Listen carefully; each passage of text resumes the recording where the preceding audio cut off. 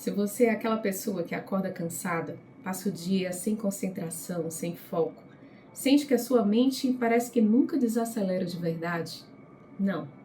Não é falta de disciplina ou falta de vontade de ter uma vida diferente. Eu acho que o problema pode estar no seu equilíbrio interno. O Ayurveda, esse sistema milenar de saúde, enxerga a mente de forma especial, de uma forma diferente. Para ele, o cansaço mental, a ansiedade, a falta de foco, de clareza, não são coisas normais. São sinais de que algo está bem desregulado dentro de você. E a boa notícia? Sim, existe. É que dá para começar a corrigir de forma fácil e hoje, com ajustes simples na sua rotina. Nesse vídeo, eu já vou deixar aqui uma forma de você entender como a Ayurveda pode sim equilibrar a sua mente e a recuperar a sua concentração e o seu foco, sem complicação, sem precisar mudar toda a sua vida de uma vez. Olá, tudo bem? Eu sou Mavi Arruda, terapeuta Ayurveda, e com bastante alegria trago aqui um papo ayurvédico. Já deixa seu like, hype e me acompanha, né? Pra gente continuar esse papo e continuar esse bate-papo ayurvédico toda semana, porque conhecimento é vida. O primeiro tópico que eu trago é por que o cansaço mental não é normal, segundo a Ayurveda. Sim, existe uma crença bem silenciosa, mas permeada por todos, que a maioria das pessoas vão carregando isso sem perceber. É de que sentir-se esgotado, cansado, é apenas o preço de uma vida adulta. Você trabalha, você cansa. É assim que funciona. Só que para o Ayurveda, não.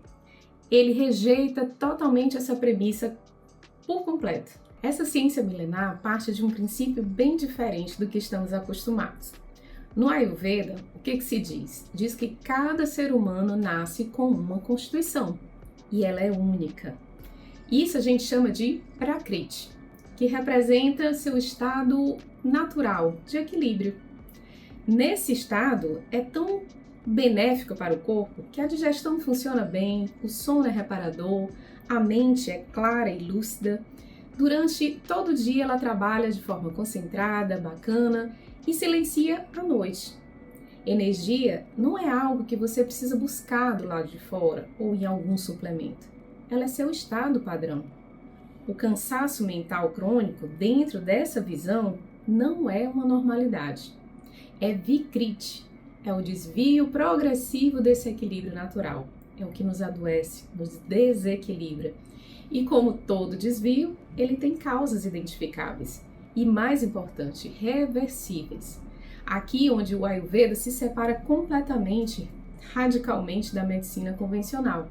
Por quê? Enquanto a abordagem ocidental tende a tratar esses problemas, como sintoma de forma isolada, ou seja, prescreve um suplemento, vamos completar um ferro, vamos trazer mais vitaminas, vamos trazer, enfim.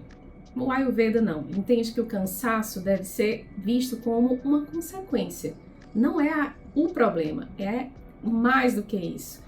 Não é um problema localizado, é um complexo de coisas. É o reflexo do que você come, do que você dorme, como você se relaciona, como você responde aos estímulos, qual é o ritmo da sua rotina e até como você pensa. Um conceito fundamental aqui é o de Ojas. No Ayurveda, Ojas é descrito como a essência refinada de todos os tecidos do corpo.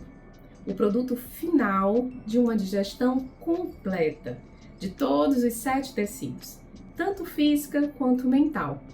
Quando o Ojas está em um nível saudável, alto, a pessoa tem brilho, tem imunidade, é forte, tem resistência, tem imunidade alta, tem memória boa e, sobretudo, tem clareza mental.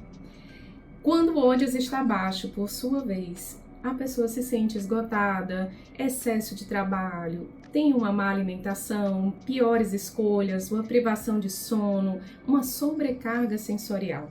Então a mente vai ficando o quê? Turvada, o corpo pesa, a menor tarefa parece que vai demandar um maior esforço, desproporcional. O mais importante, então, é que Ojas não se restaura com um fim de semana de descanso.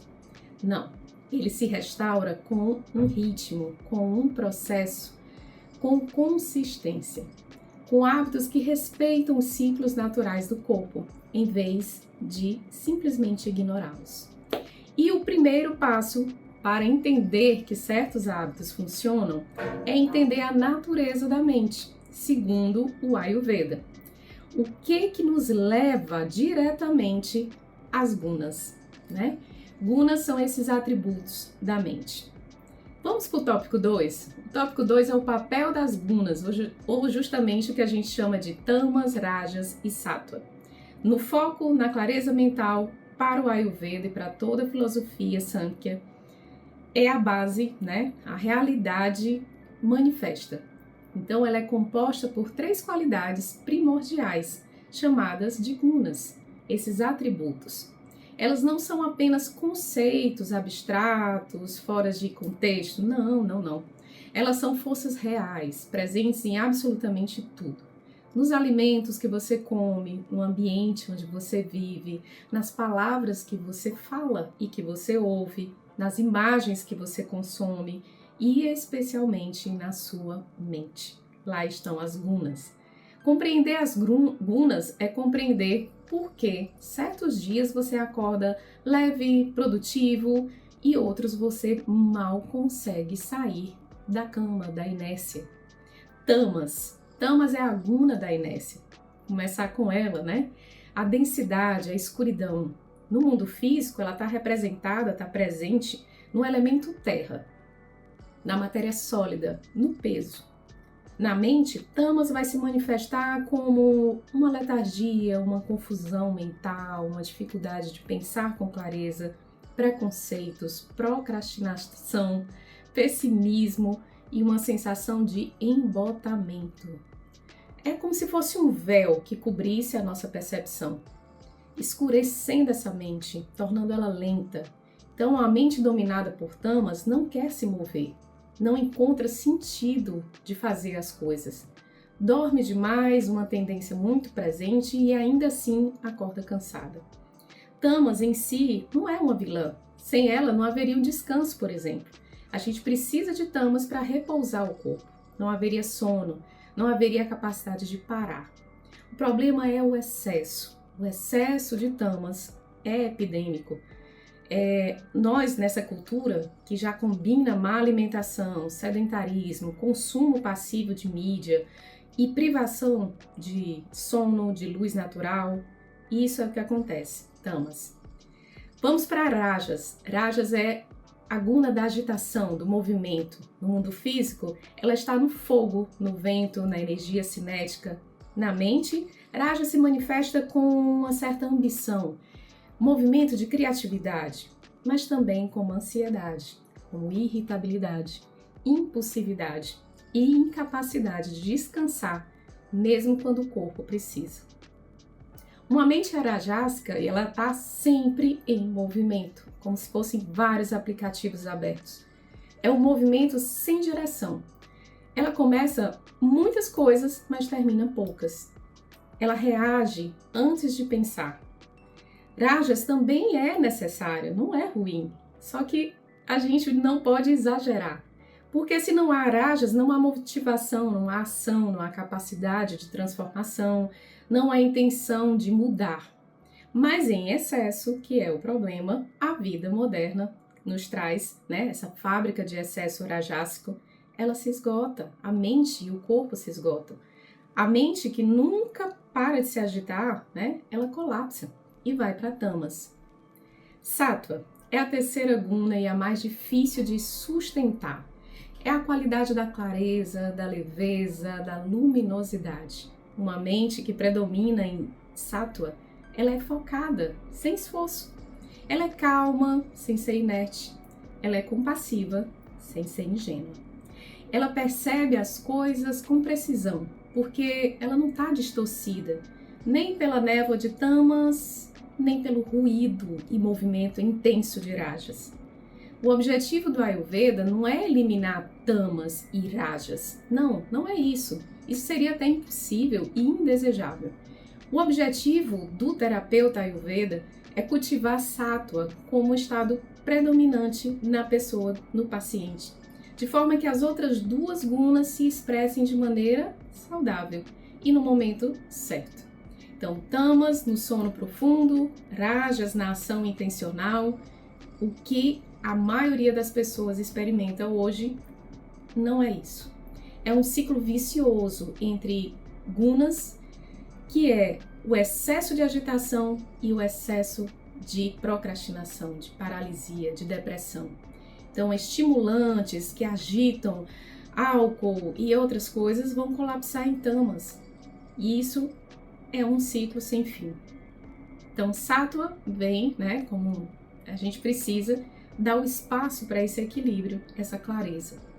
Então, o que rouba esse espaço de forma mais direta e constante do que qualquer outra coisa é o excesso de estímulos.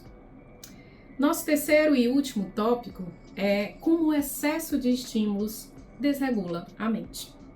Então, se você está gostando já desse conteúdo, não esquece, deixa aqui o teu like, se inscreve nesse canal, passa para outras pessoas e vamos então para o nosso terceiro tópico. Esse mapa começa com os Jnanendriyas, os 5 órgãos dos sentidos: olhos, ouvidos, a pele, a língua e o nariz.